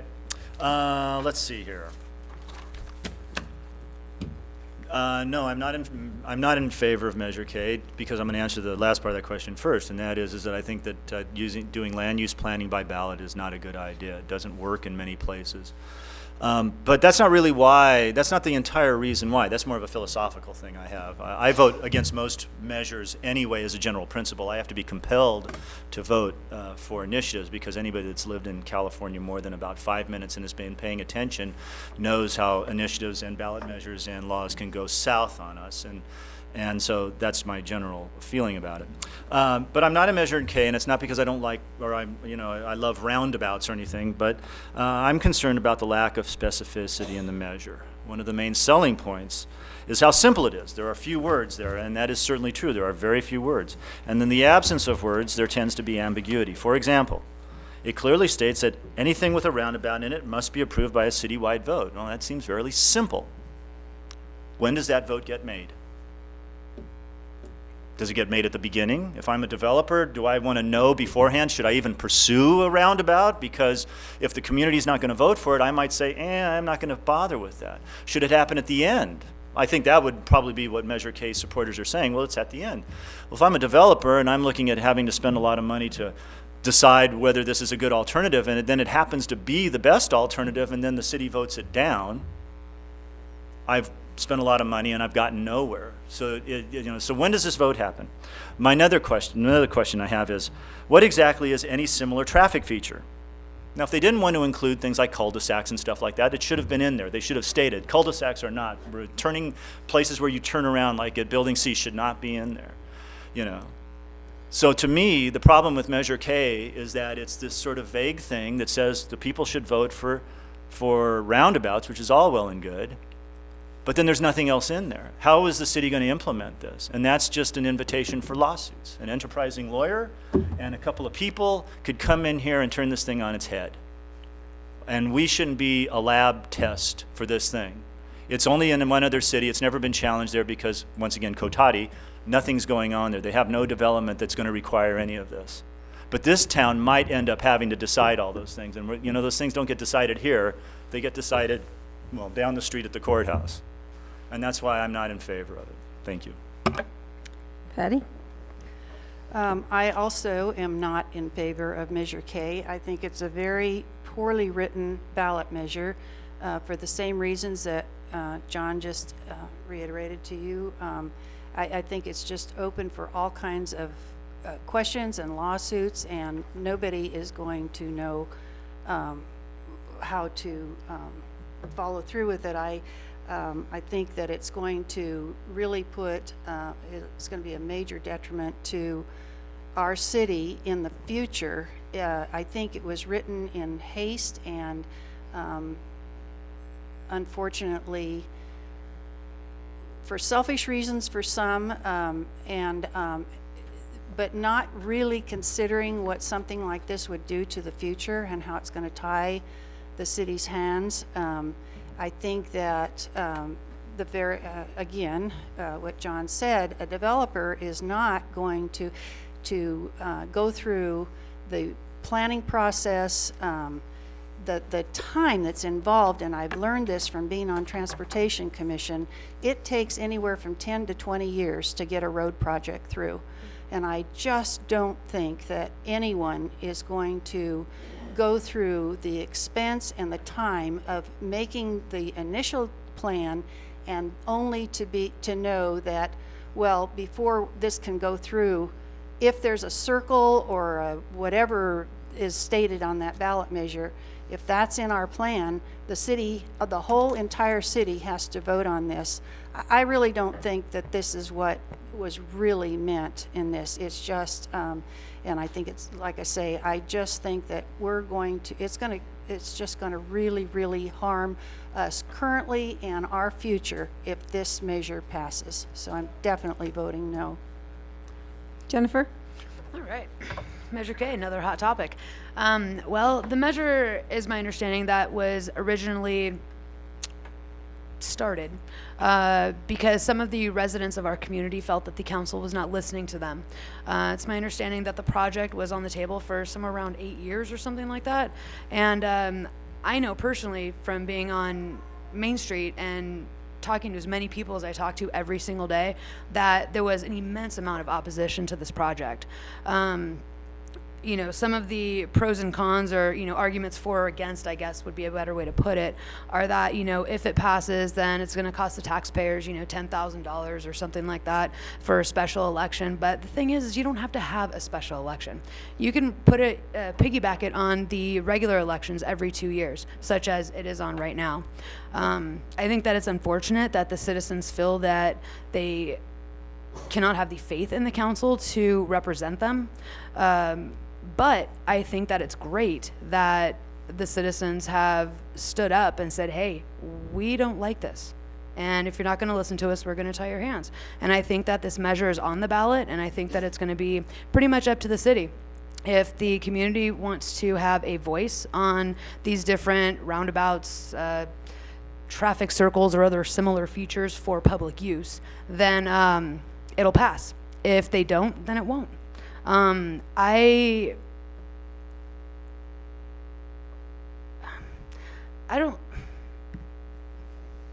can't really say if I'm for or against it.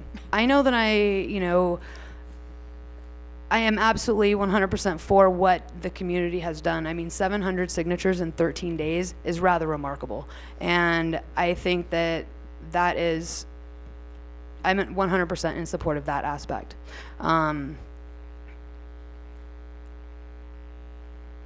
Yeah, okay. I guess to answer the question, I would be for it, if that's what I have to do. Yeah, okay. Wendy? I am absolutely not for Measure K, and this is why. I believe that at the heart, Measure K is about the Clay Street Cedar Ravine roundabout.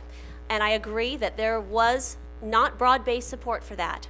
I've, over the last year, sat down with individual members of the Friends of Historic Hangtown talking about that. Mr. Smith and I sat down in July, and we had a discussion, and we talked about the fact that the opposition was for that roundabout only, and that if the council would pull it, that they didn't care about the other roundabouts and the other measures, that it was the Clay Street roundabout. And I led the council charge in collaboration and cooperation with the city to cancel the Clay Street roundabout as an option, and the measure went forward. I think at the heart, this measure is about stopping development in the city of Placerville. We have public processes in place. If you don't like an option or a project, use the public process. For example, the Western Placerville Interchange is an absolutely crucial improvement for our area that will feed the economic engine of Placerville Drive. The only roundabouts planned in the city of Placerville, despite comment online, are those two roundabouts proposed in the Western Placerville Interchange. We have finished the EIR on that, and there was very, very little opposition to those two roundabouts. So this measure is not about roundabouts as an unhistoric feature. It's about the Clay Street Cedar Ravine. Let's take each project on its own merit and deal with that. To design a community by ballot initiative, by a sweeping misstatement that roundabouts are bad, well, they might be bad in some places, and I would agree with you. They might work wonderfully well in others. And as far as holding special elections, the grant funding and the timing of monies and road projects is so complicated that you cannot plan road projects in the future on an election cycle. And if it were to fit in with a regular election cycle, it'd be $5,000 to $7,000. Use the public processes in place. Get involved. Let's keep creating an atmosphere of dialogue and decide one project at a time. This measure is not the way to do it. So I am not in favor of Measure K. And as far as traffic circles being historic, by the definition, the bell tower would be a traffic circle. And I think that's pretty historic. No on Measure K. Kirk? Well, I'm an enthusiastic supporter of Measure K. In the back of the room is an article from May of last year about a community workshop here in this room on the roundabout project. Now remember, roundabout is just a handle. It encompasses many things in that project. It would be silly to say it's just that circle business as it would be to say that Watergate was about some burglary at the office building on Virginia Avenue. It encompasses many things. So you have a problem with, there's concerns about the cutting through the Ivy House parking lot. There's a concern about connecting those roads that would change the nature. There's a concern about moving the Druids Monument, which is an historic feature. That commemorates something that was very important in this community back in 1926 and in the early days of this town. Again, people come here because of what's old. But if you look at the article, you see a whole series of promises that was made by members of the council. One of them was a promise that there would be more workshops to look at options, and that promise was broken. So if you're bit once, shame on you. You're bit twice, shame on me. And I think we've had those promises before and they were broken. We've had some outrageous distortions made. The Federal Highway Transportation Department has definitions for the circular movement. But to say a cul-de-sac is a roundabout or a circle, no. A cul-de-sac by definition is a cul-de-sac, a dead end. There are rules of composition, or construction of rules that have been around for more than 2 centuries in our system of laws. One of which is that you're not going to construe, no court will construe a statute to result in an absurd result. Right now, you can go over to Bedford Avenue and Highway 50 and do a circle complete until the police stop you or you hit somebody. But does that make it a circle? No, that's absurd. Someone said you could go around the bell tower. No, you can't. It's not a circle because there's a double yellow line, etc. And the statute talks about building as in future tense, not the past. So there's been a lot of distortions. It's very simple. When someone says it's going to be 10,000 or 15,000 for a vote, the city manager said that for Measure I, the vote cost was 3,000 to 4,000. So the figures have been a lot of distortion. I see no problem with a thing called democracy. I'd let the people decide. We've had plenty of chance to let them do that in the past. Thank you very much. And thank you to all of you candidates for your participation in getting through this pile of questions. We are now about to have concluding statements, but I wanted to first of all remind all those people sneaking out the back door to pick up a copy of the Easy Voter Guide on your way out. It gives you in very clear language the explanations for the things on your ballot from the state. So we will go backwards this time. We'll start with John and end with Patty. Well, thank you very much for those of you who stuck around, and let's make fun of the people that left.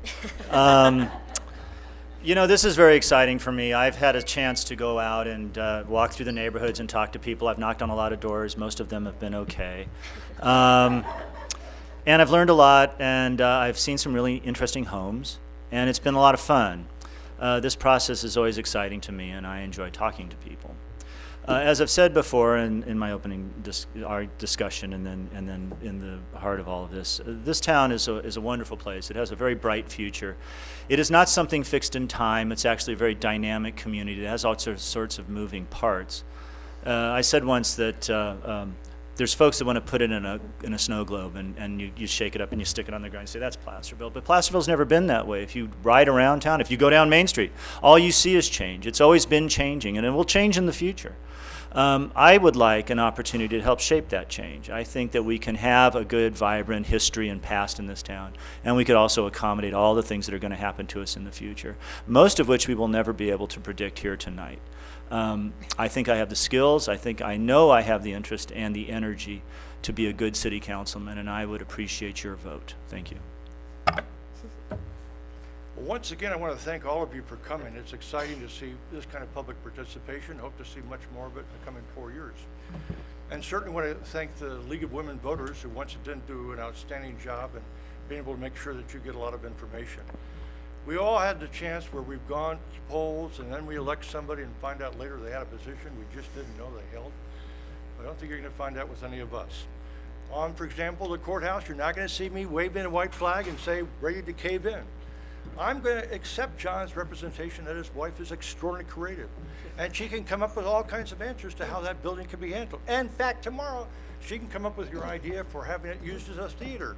But have any of you talked about parking? We have no parking downtown. We have 3,000 or 4,000 people who come out for the tree lighting ceremony, and yet when the shopping season comes around, we don't have any parking.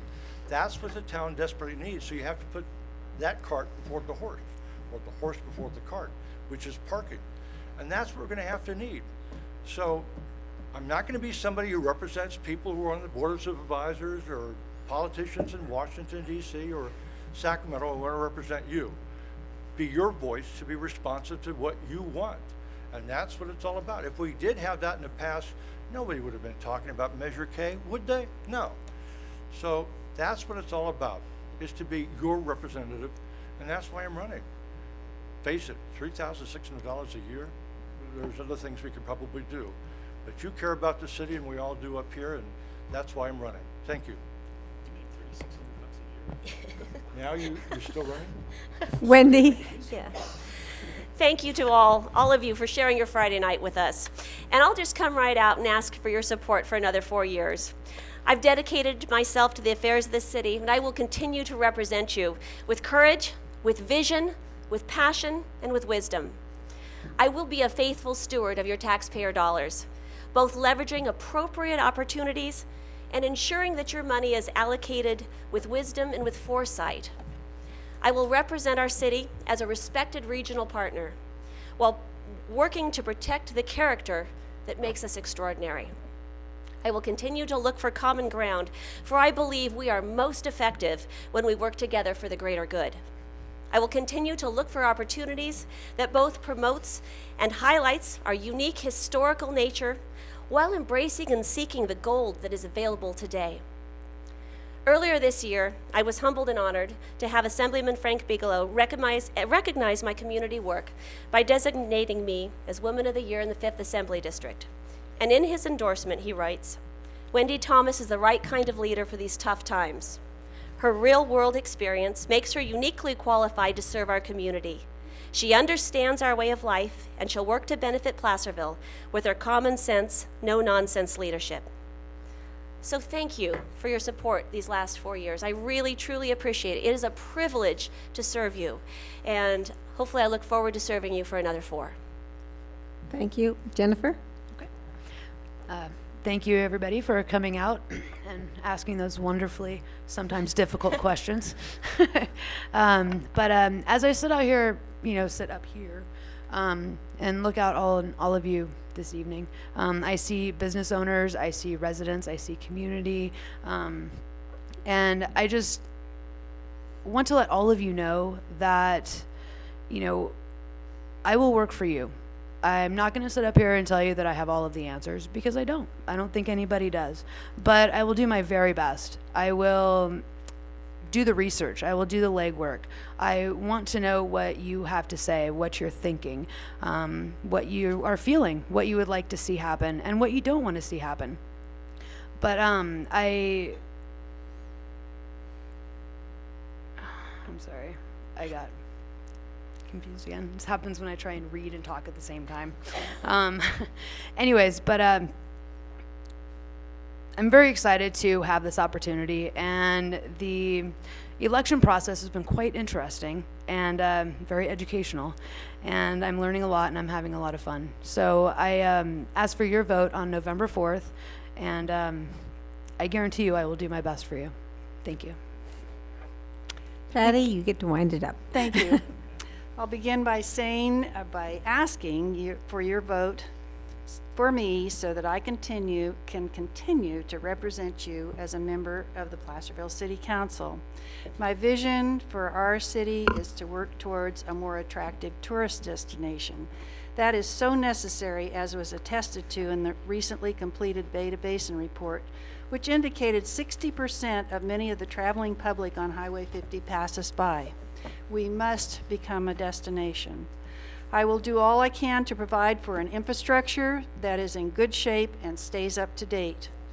We have to accomplish a thriving city economy, a city that is good for you, our citizens, a city that is a good neighbor to our surrounding communities, and one that participates in joint efforts.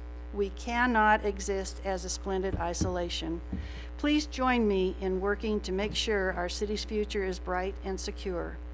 Thank you again so much for your interest, and thank you to the League of Women Voters for holding this candidates forum and giving us an opportunity to express our views. Thank you. Thank you. And thank you to the audience for coming this evening and asking such great questions. I'm sure that all of us here, even those like me who don't live in the city of Placerville, have much greater understanding of the mission and the efforts required of a council person. This is the goal of the League of Women Voters, to educate the voters about their candidates so that they don't tell us that they know nothing about any of those candidates on the ballot. Who should they vote for? You have the opportunity on November 4th to go out and vote for somebody who expresses what you believe. Please remember to vote. Thank you very much. Thank you all.